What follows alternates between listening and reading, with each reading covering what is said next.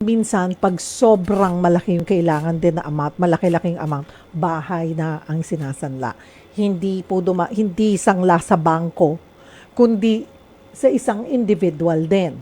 Um, same as with pagsasanla sa ATM, Opo, ganun din ba dapat yung mga detalye, Attorney Jimenez, na or mas dapat in essence po kasi utang din yun Oh, yes. Pero yung property lamang yung nagsisecure.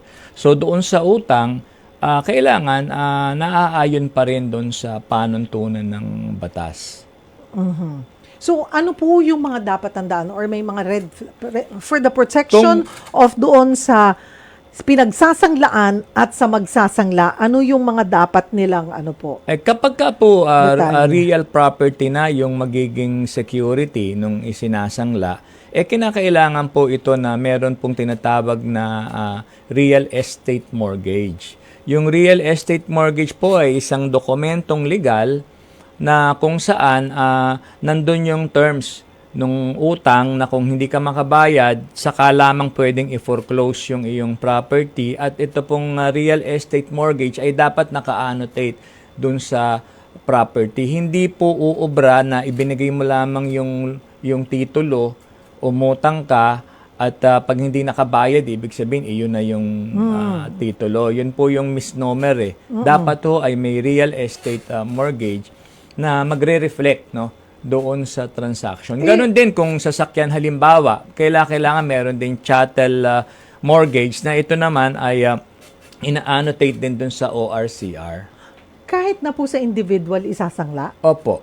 Opo. At pang bangko lang yun. Hindi po. Pwede pala. At kailangan po dahil hindi mo pwedeng basta kukunin na lamang yung lupang iyong isinanla. Bibigay ko na lang sa ito titulo, Iyon nga ganun po. lang. Hindi nga po maaari yung... Protektado ba dun yung may hawak? Hindi. Meron siyang titulo.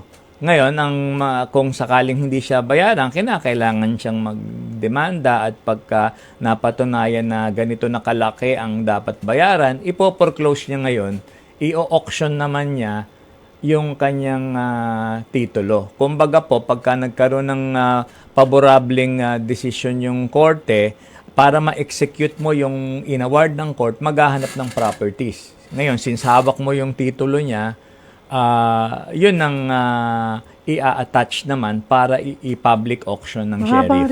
Mahaba rin po ang proseso. Kaya kinakailangan maging maingat, magtanong at magpaalalay sa nakakaalam bago ka pumasok sa mga ganitong uri ng transaction. Kasi minsan, attorney, aminin po natin, kunwari sasakyan man yan or kotse, malaking na po kasi yan, halaga pinag-uusapan.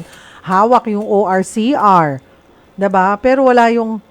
Hindi, but pag ang sasakyan, usually ang sasakyan, kasama yung sasakyan or ORCR lang? Mayroon pong mga financial institutions na ORCR lang ang pwede naman as security. Pero kung ito po ay walang kaukulang chattel mortgage, in theory, hindi nila basta-basta pwede ipalipat yung